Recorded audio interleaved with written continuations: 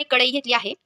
तुम्ही म्हणाल चहा तो पण कढई, तर पुढे बघा तुम्ही. ह्या कढईमध्ये आता आपण 1 पेला पाणी घालायचं आहे. पाणी इतकं घ्यायचं आहे.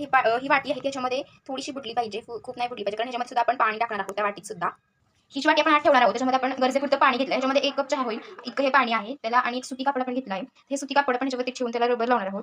अशा प्रकारे आपण त्या वाटीच्या वरती एक कापड ठेवलं आहे. त्याच्यात आपण टाकणार आहोत 2 चमचा साखर टाकणार आहे मी इथे, 4-5 तुकडे दालचिनी, आणि आता याच्यामध्ये आपण टाकूया आल्याचे 4-5 तुकडे.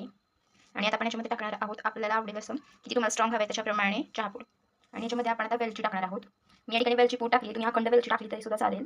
त्यानंतर मी या वाटीला असं रबर लावून घेतलं आहे. थोडंसं पाण्यामध्ये डीप करायचं आहे. आणि हे जे आपलं पूर्ण तयार झालेला सेटअप आहे तो आपण आता कढईमध्ये ठेवणार आहे. कढईतलं पाणी उकळतंय, तर ह्या उकळत्या पाण्यामध्ये आपण हे आता टाकून दिलं आहे. तर पाणी उकळताना त्याला झाकून ठेवायचं आपल्याला 2-1 मिनिटं. अशा पद्धतीने आपण हे झाकलं आणि फ्लेम जी आहे ती हाय केली. थोड्या वेळाने आपण लो करूया. 3 ते 4 मिनिटं आपण याच्यामध्ये ठेवणार आहे, जोपर्यंत पूर्ण जो त्याचा इसेन्स आहे तो पाण्यामध्ये उतरत नाही तोपर्यंत.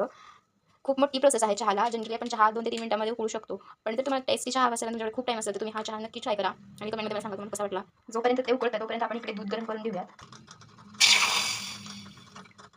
आता आपण हे काढून बघूयात, मला वाटतं झालं असेल. तुम्ही पाहू शकता ते खूप छान प्रकारे इथं आपलं ते शिजलेलं आहे, स्मेल इथपर्यंत येतोय. थोड्या वेळात दूध उकळपर्यंत आपण ते तसंच ठेवा, जेणेकरून चहा जो आहे तो अजून स्ट्रॉंग होईल. आता दूध उकळतंय, दुधाला उकळी यायला लागलेली आहे. तर आता आपण ते जे आपण जे कॉन्ट्रॅक्ट असं मिक्सचर बनवलं आहे बॅट करेल ते आता आपण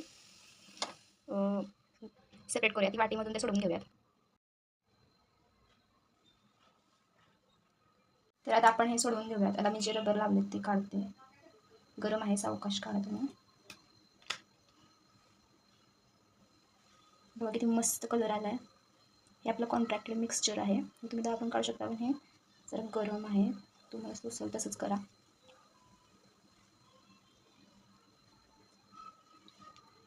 माझी तुम्ही ट्रिक बघू शकता. मी त्याला सांडशीच्या मागच्या साईडून असं प्रेस करते.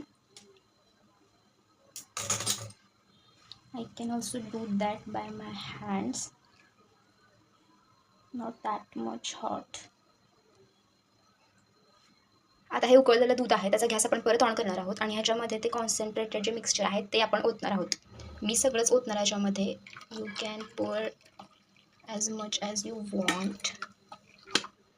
बघा किती छान असं चहा दिसतोय. पाहू शकता आपला चहा रेडी झालेला आहे. आपण ते पोटलीमध्ये बनवल्यामुळे चहा गाळायला सुद्धा लागला नाही. आणि दूध आणि ते कॉन्सन्ट्रेटेड मिक्सचर दोन्ही गरम असल्यामुळे परत त्याला उकळण्याची गरज नाही. आणि हा चहा पटकन थंड होतो, कारण तुम्हाला माहिती आहे कडक चहा असेल तर तो लवकर थंड होतो. सो पटकन हा चहा एन्जॉय करा. Bye bye.